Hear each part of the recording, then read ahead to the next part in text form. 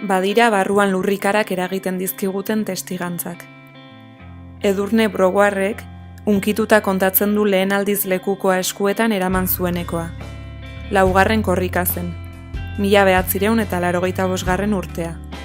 Aita urtebete lehenago erail eta artean zauriak haragi bizitan zituztela, familiakoei eskaini zieten lekukoa eramateko aukera, eta zalantzak zalantza, hala egitea erabaki zuten. Zaila eta are ezinezkoa da, lekukoa daramanak sentitzen duena hitzez adieraztea. Sentimendu ezberdinak korapilatzen eta nahasten dira euskararen festaren baitan, aldarrikapen eta bizipen ezberdinak. Zenbaitek omenaldi kutsua dute, aitortzarena.